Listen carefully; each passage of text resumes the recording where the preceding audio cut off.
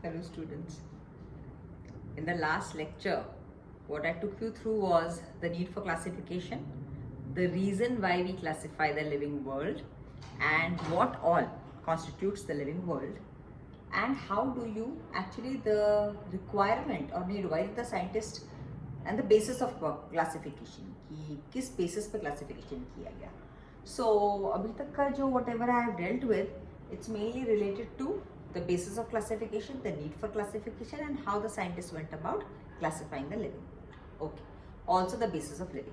Now in this chapter I am going to run you through the basics of how the living world was classified. So just for a quick recap, you remember from the last chapter, from the last lecture, we classified the living world into 5 different kingdoms, and these 5 different kingdoms were Monera, Protista. The 5 different kingdoms were Kingdom Monera, Kingdom Protista, Kingdom Fungi, Kingdom Plantae, and Kingdom Animalia. Okay, so these were the 5 different kingdoms into which the entire living world was classified. Monerans consist of all unicellular prokaryotic primitive nucleus or not well developed nucleus organisms. Protista consisted of all unicellular eukaryotic good nucleus organisms. So in this way we had divided the entire living world into this, or the left side was all prokaryotic, the right side is all eukaryotic. From here, the left side is all unicellular world, fungi, plantae and animalia are the multicellular world. So this was how this classification was done. Okay.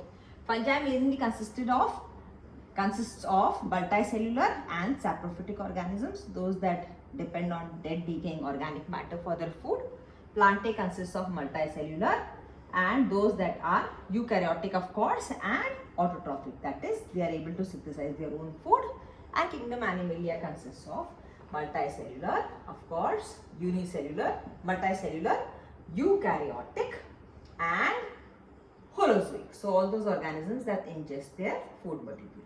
So this was a rough basis on which the entire living world was classified into 5 different kingdoms. There's another which did not find any place in this entire system of classification, and that is viruses. We all know we have been dealing with this monster in the entire 2019, 2020, 21. We dealt with this monster of a virus, which was, yes, it was the COVID virus. Yes, so this does not find any place in the living world, and the reason for that is, why do viruses not find a place in the classification of the living world? Because viruses are acellular entities. They do not have a cellular basis of organization. So if you remember, we defined anything living as that which has a cellular basis of organization.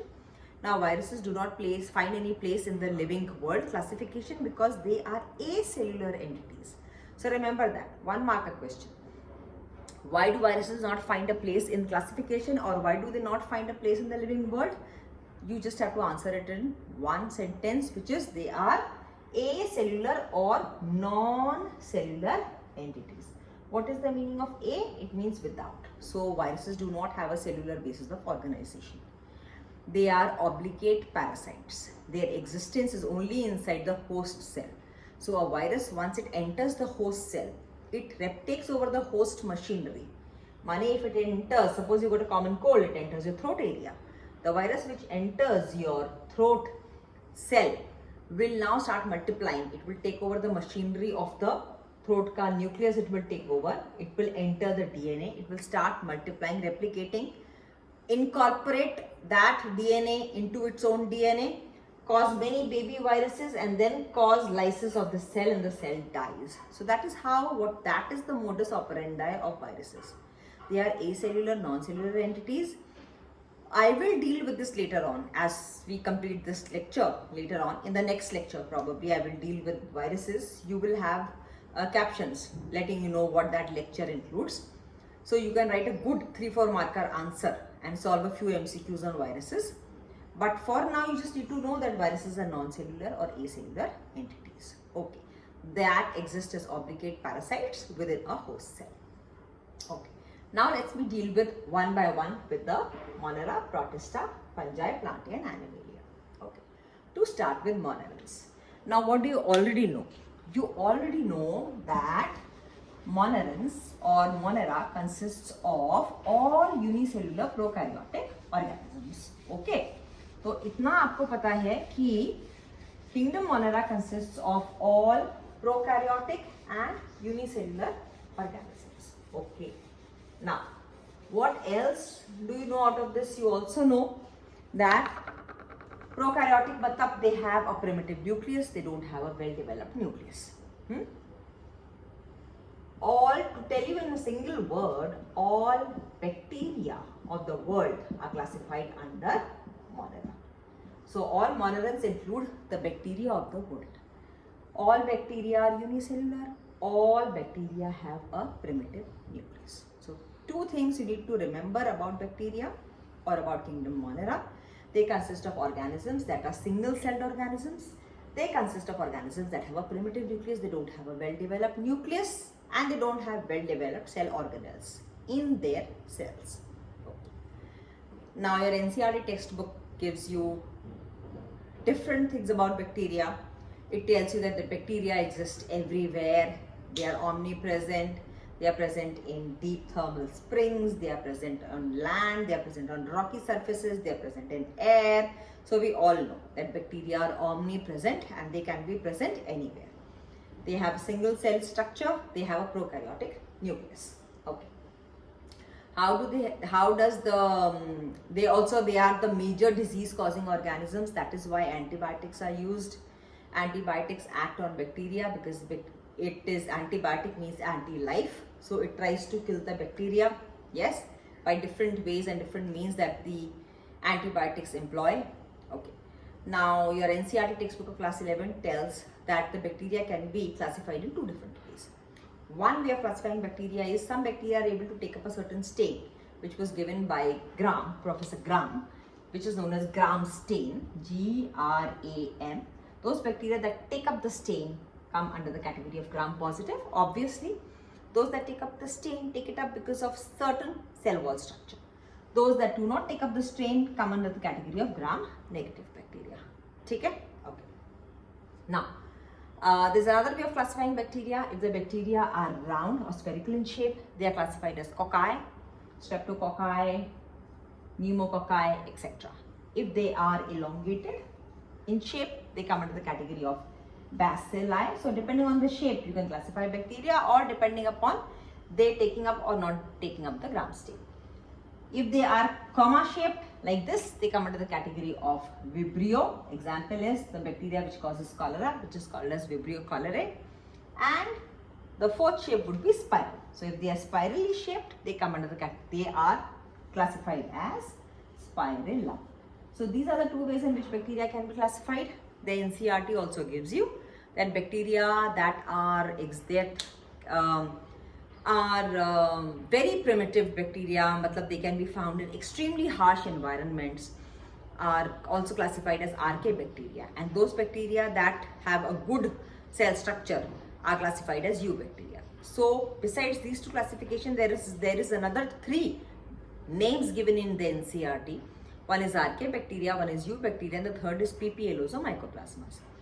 Archaebacteria, anything archaic means primitive. So those that exist in extremely harsh conditions, those bacteria include the thermoacidophiles. They can exist in highly acidic conditions, they can exist in very high temperature and low temperature conditions. There are those that it can exist in very saline environments. They come under the category of halophiles. Halo means salinity. So thermoacidophiles, halophiles, and the third category is methanogens, those that exist in the stomach of ruminants. So they exist even in the presence of methane gas. So these are the archaebacteria. Three types of archaebacteria. The second category is eubacteria. Eubacteria, against which includes good bacteria. They've got stronger cell walls, more resistant cell walls, and they include cyanobacteria. Cyano means blue color. So cyanobacteria obviously includes blue-green algae.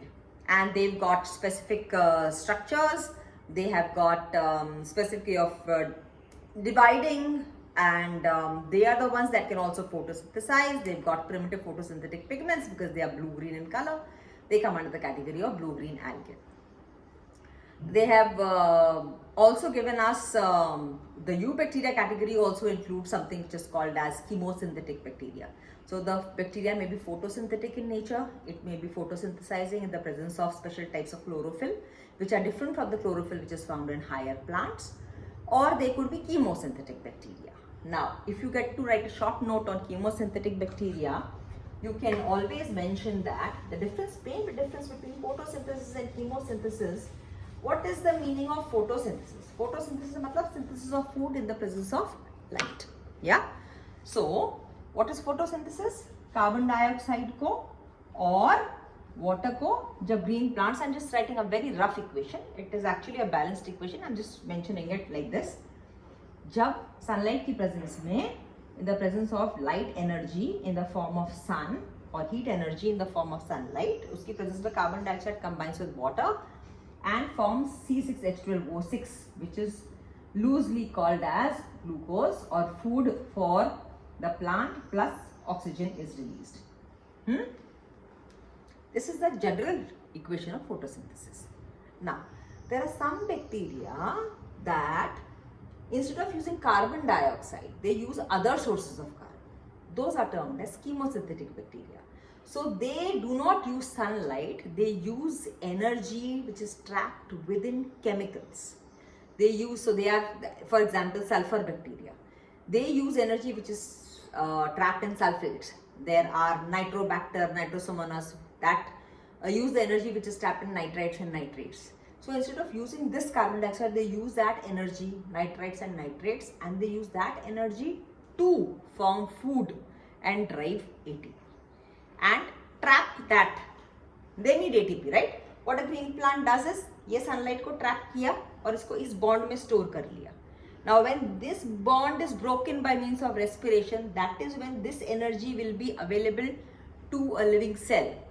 The cell will now store, every living cell which uses glucose as energy, source of energy. The bond that is trapped, the energy that is trapped within the carbon, hydrogen bonds of glucose is क्या कहना चाहिए, तोड़ के again in the presence of oxygen, जैसे हमारे शरीर में होता है, gives carbon dioxide and water, और वो जो एनर्जी रिलीज होती है वो एनर्जी हमारी पूरी की पूरी लाइफ प्रोसेसेस को ड्राइव करती है. भी मैं हाथ चला रही हूँ, खाना खा के नहीं हाथ चला रही हूँ, मैं सांस ले रही हूँ, वो ऑक्सीजन जा रही है मेरे हर सेल के अंदर, it is combining with this glucose and it is giving me back CO2 plus H2O. This CO2 I am throwing out. We all know what respiration and breathing is. And this energy which is being released is trapped in the form of ATP, और वो ATP से मैं सारी अपनी life processes कर पा रही हूँ. So what you need to understand very clearly right now is that photosynthesis and respiration chemically are opposite of one another. एक दूसरे के opposite reactions हैं. What is photosynthesis? Carbon dioxide combines with water to give sugar and oxygen. What is respiration? Her living cell में जाके जब ये oxygen combine करती है C6H12O6 से CO2 और H2O के साथ में जो एनर्जी रिलीज होती है, वो जो ट्रैप हुई थी, सनलाइट की एनर्जी लेके ट्रैप हो गई थी, वही एनर्जी को तोड़कर इस्तेमाल करके हम अपनी लाइफ प्रोसेसेस को ड्राइव करते हैं. That is the basis of photosynthesis. What do chemosynthetic bacteria do? Chemosynthetic bacteria उस ही कार्बन के सोर्स को, कार्बन डाइऑक्साइड की जगह they use some other chemical to as the source of energy, और फिर वही उनकी लाइफ प्रोसेसेस ड्राइव करती है. वही एनर्जी उनके एटीपी में स्टोर होती है और वही एनर्जी उनकी लाइफ प्रोसेसेस को ड्राइव करती है. There's another thing which NCERT mentions, which is mycoplasmas and PPLO. So NCERT gives you Archaebacteria, Eubacteria and mycoplasmas or PPLO. The third category, which is mycoplasma or PPLO, is mycoplasmas or PPLOs are the smallest living cells known, or smallest living organism that have an independent existence. They are also disease causing and they also exist in harshest environment. So Monera के बारे में you can easily, by going through this lecture, you can easily write a 3-4 marker answer. Just remember, you need to write the answers point wise. So the more clearly and crisply that you mention your answer in your single lines, the better it comes out in the answer sheets. And the teacher is able to evaluate your paper better when it is written in a point-wise form and you underline the keywords.